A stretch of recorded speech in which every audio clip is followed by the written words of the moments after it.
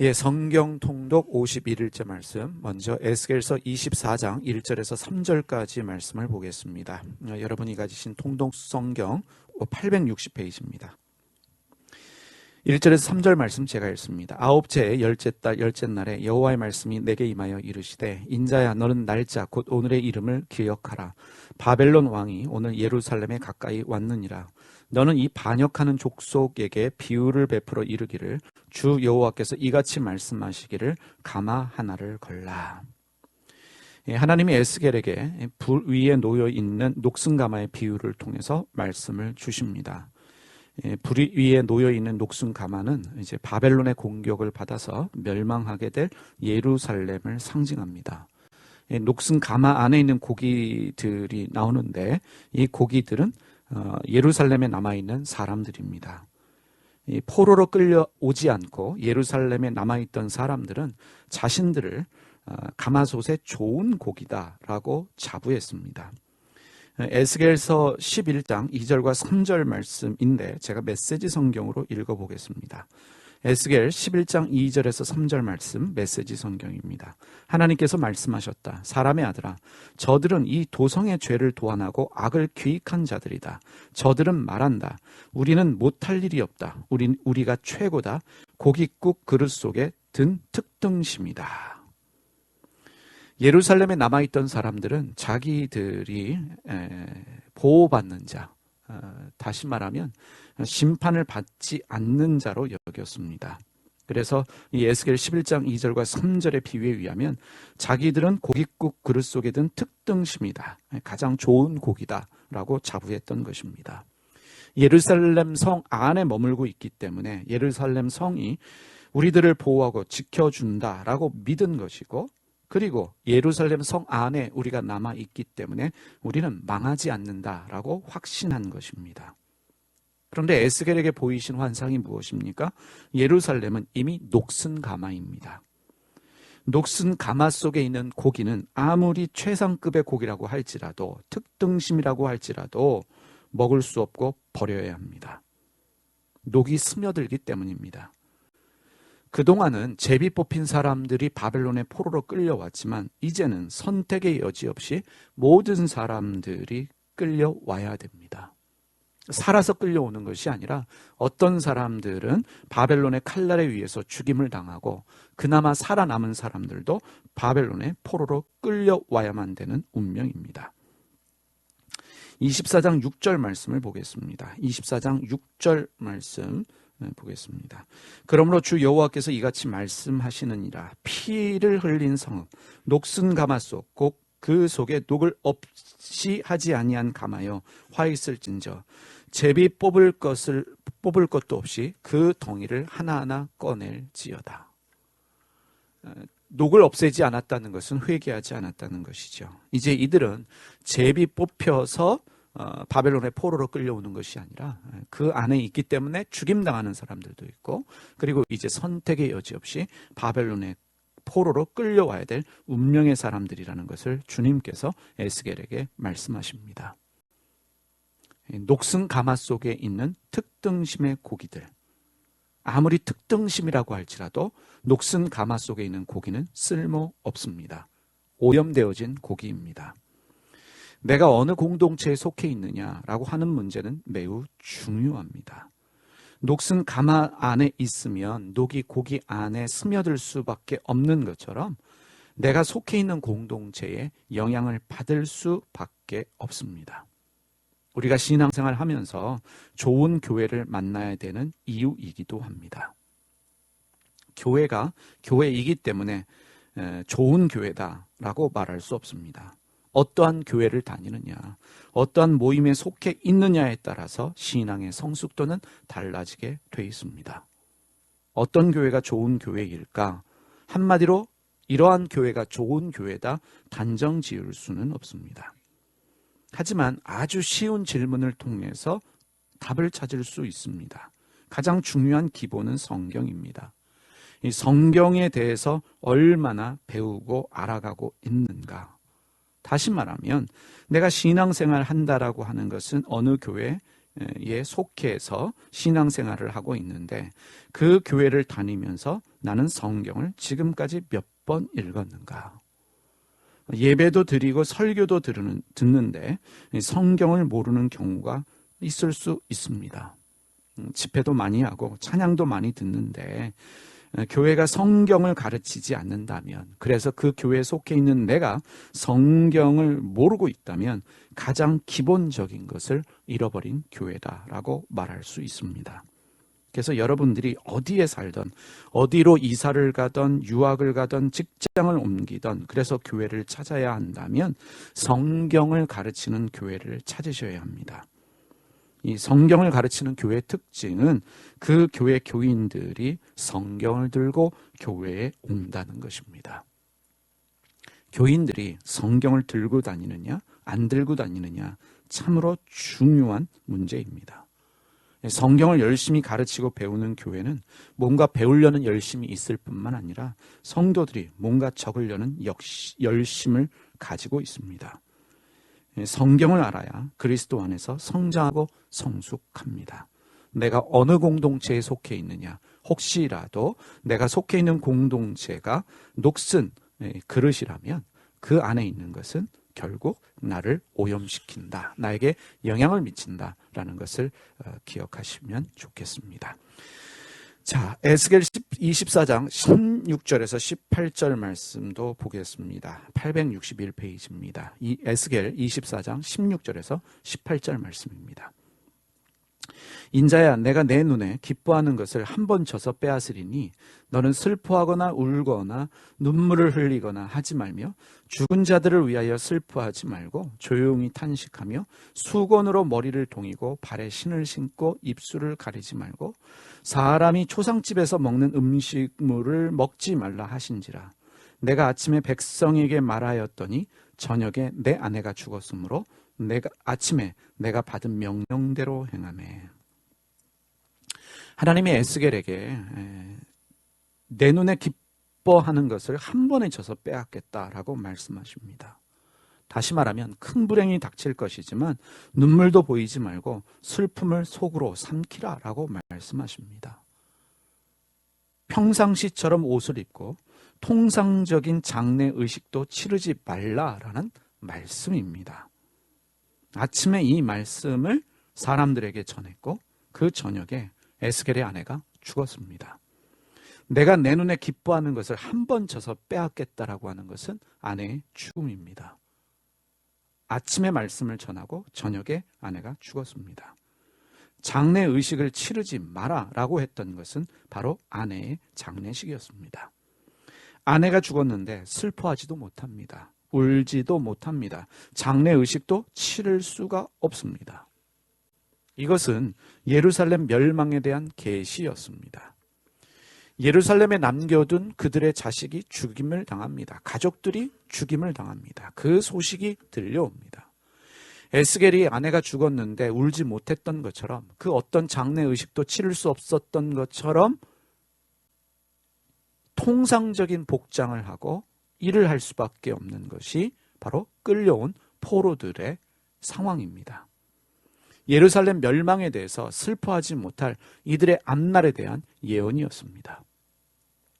예언자 노릇이라고 하는 것은 참으로 힘든 일입니다. 말씀만 전하면 되는데 하나님은 그것만 요구하시는 것이 아니라 말씀을 위한 실제적인 행동들을 선지자들에게 요구하십니다. 음란한 아내를 맞이하라 라고 말씀하시고, 평생을 독신으로 살게 하시고, 벌거벗고 다니게 하시고, 심지어 사랑하는 아내마저 먼저 데려가십니다.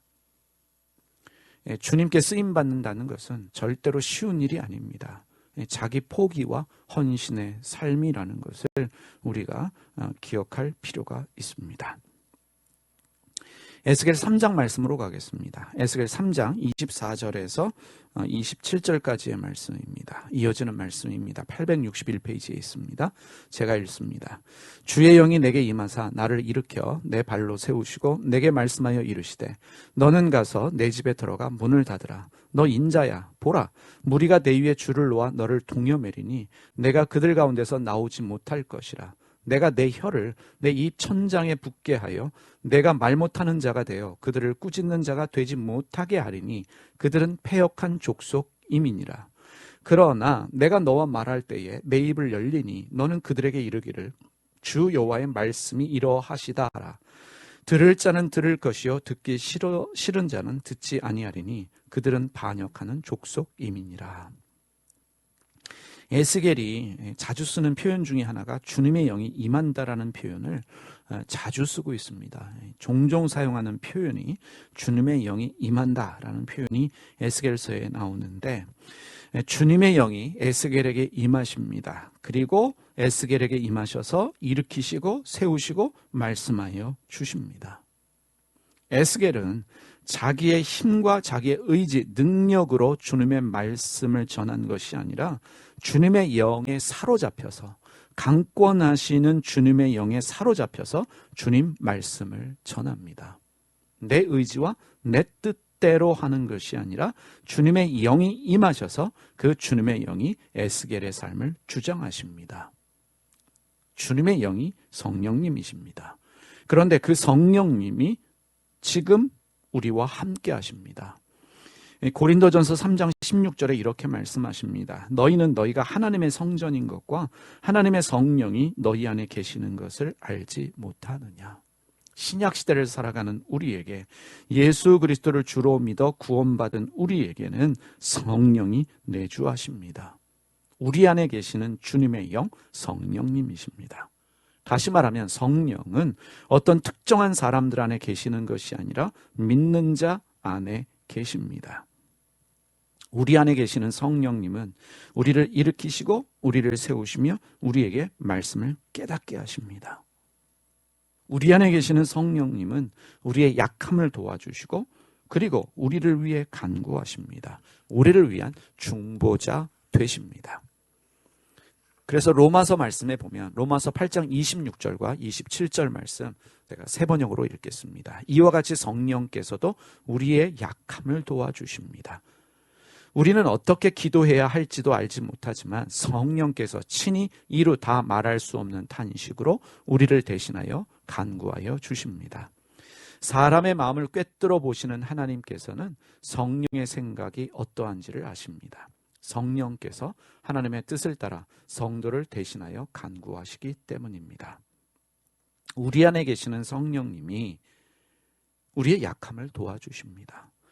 주님의 영이 에스겔 안에만 있었던 것이 아니라 에스겔 안에 계셨던 주님의 영이 지금 우리 안에 계셔서 우리의 약함을 도와주실 뿐만 아니라 우리를 대신하여 간구하신다라고 성경은 말씀하고 있습니다.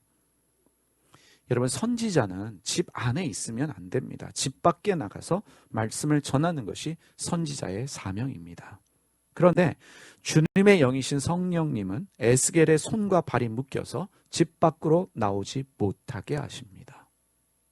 이해할 수 없는 상황입니다. 더 이해할 수 없는 일이 생겨납니다. 에스겔의 혀를 입 천장에 달라붙게 하셔서 한동안 말을 못하게 합니다. 에스겔이 얼마 동안 말을 못했는가에 대해서는 우리가 정확하게 알 수는 없지만 하나님의 영이, 성령께서 에스겔의 혀를 입 천장에 달라붙게 하셔서 한동안 말을 못하게 하셨다. 선지자는 상식적으로 집 밖에 나가서 자기의 입술을 통해서 주님의 말씀을 전해야 됩니다. 그런데 나가지 못하게 묶어두시고 말하지 못하게 혀를 입 천장에 달라붙게 하신다는 거예요. 이해할 수 없는 일이 생겨났습니다. 우리에게도 여러 가지 일들이 생겨나는데 이해할 수 있는 일보다는 이해되지 않는 일들이 많이 생겨납니다. 왜 나가지 못하도록 묶어두시는가? 왜 말을 못하게 하시는가? 이해가 되지 않는 일들입니다. 우리에게 일어나는 일들, 이해되지 않는 일들이 참으로 많습니다. 그래서 우리는 합력하여 선을 이루시는 하나님을 고백합니다. 로마서 8장 28절 말씀, 우리가 알거니와 하나님을 사랑하는 자, 곧 그의 뜻대로 부르심을 입은 자들에게는 모든 것이 합력하여 선을 이루느니라. 이것을 우리가 고백해요. 여러분 지금 읽은 로마서 8장 28절 말씀은 조금 전에 읽었던 로마서 8장 26절 27절과 이어지는 말씀입니다. 합력하여 선을 이루시는 하나님을 우리가 깨닫기 위해서 반드시 우리가 이해해야 될 중요한 한 가지는 무엇이냐?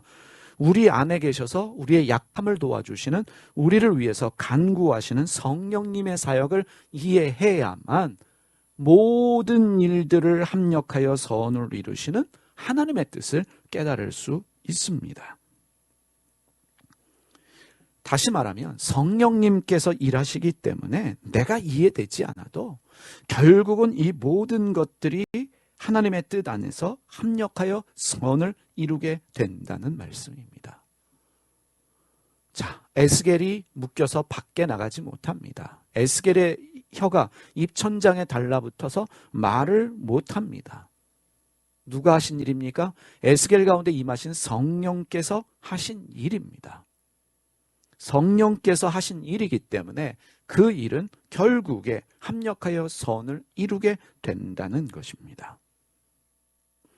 성령께서 일하시기 때문에, 성령께서 우리의 약함을 도와주시기 때문에 우리에게 일어나는 모든 일들은 하나님의 선입니다. 하나님의 섭리입니다. 이해할 수 없는 일이 생겨나도, 설사 그것이 내게 고통스럽고 힘든 일이라고 할지라도 성령이 도우시기 때문에 그것은 결국 우리를 위한 선이 된다는 것입니다. 그래서 우리가 고백해야 될 한 가지는, 믿어야 될 중요한 한 가지는, 모든 일에는 우리가 이해할 수 없는 하나님의 섭리와 뜻이 있다는 것, 우리가 이해하고 믿어야 됩니다. 그리고 우리 안에 계시는 성령께서 우리의 약함을 도와주시며 우리를 대신하여 간구하시기 때문에 결국에 어떤 일이라고 할지라도 다 합력해서 선을 이룬다. 이 믿음이 여러분 안에 있기를 주님의 이름으로 축원드립니다.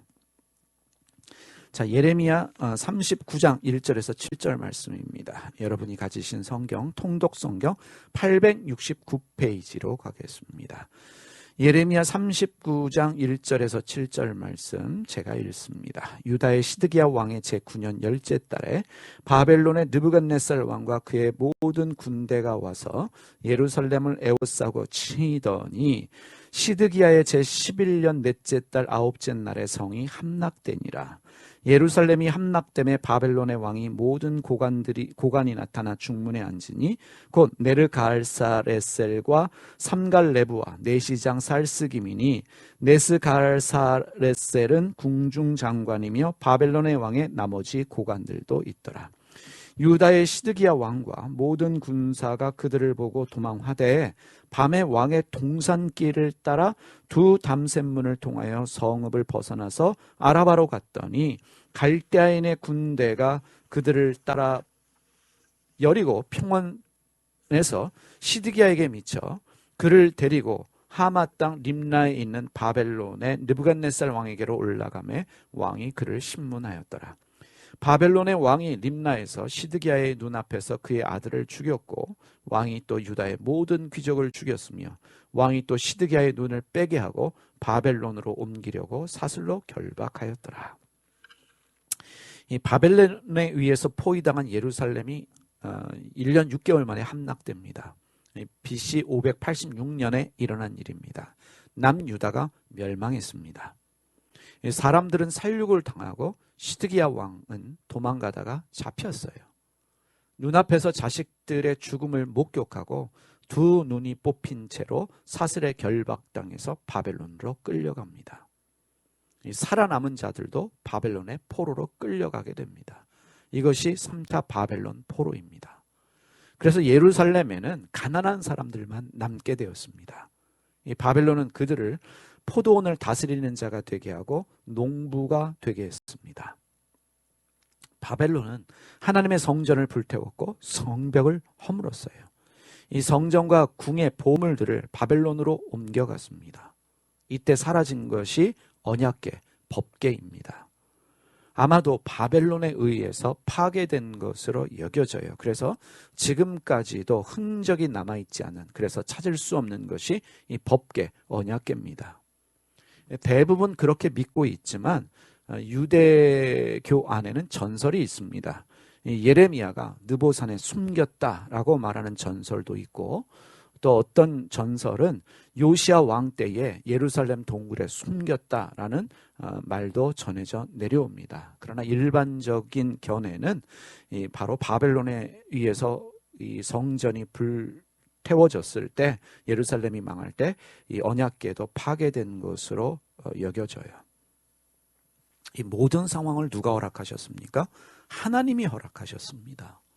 하나님이 허락하셨기 때문에 예루살렘 성벽도 무너지고 불타버렸어요. 하나님의 임재와 영광의 상징인 예루살렘 성전도 불타게 하셨습니다. 언약궤는 흔적도 없이 사라지게 하셨습니다. 귀한 보물들이 바벨론으로 옮겨가는 것을 주님이 허락하셨어요. 여러분, 특별히 언약궤, 그야말로 하나님의 영광과 임재의 상징임에도 불구하고 그 언약궤마저도 하나님이 사라지도록 허락하셨다는 것입니다. 왜 이렇게까지 멸망했을까? 이 멸망의 이유를 우리는 너무나 잘 알고 있습니다. 바로 죄 때문입니다. 회개하지 않아서 그들은 망했습니다. 녹슨 그릇임에도 불구하고 그 녹을 제거하지 않았습니다. 그런데 여러분, 단순히 죄 때문에 회개하지 않아서 망했다라고 말하는 것에서 끝나서는 안 됩니다. 방금 전에 살펴보았던 것처럼 모든 일들을 하나님이 허락하셨다면 그 일들을 통해서 하나님이 합력하여 선을 이루신다는 것을 우리가 또한 믿어야 됩니다. 합력하여 선을 이루시는 하나님이 그 망하는 일을 통해서도 하실 일이 있다는 것이에요. 왜 하나님이 예루살렘 성이 무너지게 하셨을까? 왜 하나님은 성전이 무너지게 하시고 그리고 언약궤마저 사라지게 하셨을까? 합력하여 선을 이루시는 하나님의 의도가 있습니다. 특별히 예레미야 29장 11절 말씀에 보면 이 말씀을 하십니다. 잘 들어보십시오. 예레미야 29장 11절, 여호와의 말씀이니라. 너희를 향한 나의 생각을 내가 아나니 평안이요 재앙이 아니니라. 너희에게 미래와 희망을 주는 것이니라. 로마서 8장 28절의 말씀처럼 하나님을 사랑하는 자, 그 뜻대로 부르심을 입은 자들에게는 모든 것들이 합력하여 선을 이루신다라는 말씀과 일맥상통하는 말씀입니다. 너희를 향한 나의 생각은 평안이요 재앙이 아니다. 너희에게 미래와 희망을 주는 것이다. 무엇을 통해서요? 망하는 일을 통해서요. 무너지는 일을 통해서요. 빼앗김을 통해서요. 사라지는 것을 통해서 하나님은 우리에게 미래와 희망을 주신다라고 말씀하고 있습니다. 그래서 이어지는 말씀이 시편 89편 말씀입니다. 통독성경 872페이지, 오늘 우리가 읽어야 될 말씀 시편 89편 말씀인데 1절에서 5절까지 말씀만 보겠습니다. 872페이지에 시편 89편은 1절에서 5절 말씀입니다. 지금까지 들었던 말씀들 잘 기억하시면서 읽어보시기 바랍니다. 제가 읽겠습니다. 내가 여호와의 인자하심을 영원히 노래하며 주의 성실하심을 내 입으로 대대에 알게 하리이다. 내가 말하기를 인자하심을 영원히 세우시며 주의 성실하심을 하늘에서 견고히 하시리라 하였나이다. 주께서 이르시되 나는 내가 택한 자와 언약을 맺으며 내 종 다윗에게 맹세하기를 내가 내 자손을 영원히 견고히 하며 내 왕위를 대대히 세우리라 하셨나이다. 셀라. 여호와여, 주의 기이한 일을 하늘이 찬양할 것이요 주의 성실도 거룩한 자들의 모임 가운데에서 찬양하리이다.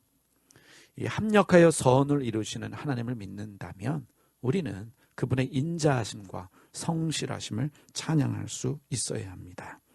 참고로 여러분들이 시편 89편을 읽으시다 보면 10절에 가면 주께서 라합을 죽임당한 자같이 깨뜨리시고 라고 할 때 이 라합, 우리가 여러분이 기억하시리라 믿습니다. 라합은 여호수아서에 나오는 그 라합이 아니라 발음이 똑같지만 전혀 다른 의미의 단어, 바로 바다 괴물을 라합이라고 이야기한다라고 하는 것을 기억하시면서 10절에 라합에 동그라미를 쳐 놓으시고 그 옆에다가 바다 괴물이라고 적어 놓으시면 여러분들이 성경 읽는데 도움이 되실 것입니다. 사랑하는 여러분, 오늘도 우리 안에 성령이 계심을 믿고 그 성령께서 나의 연약함을 도우신다. 성령께서 나를 위해 말할 수 없는 탄식으로 중보하신다라는 것을 믿고, 그래서 일어나는 모든 일들이 성령께서 허락하신 일이기 때문에 그 일을 통해서 하나님이 합력하여 선을 이루신다. 이 믿음 가지고 오늘 하루도 주님 뜻대로 살아가시는, 믿음의 고백하며 살아가시는 여러분 모두가 되시기를 주님의 이름으로 축원드립니다.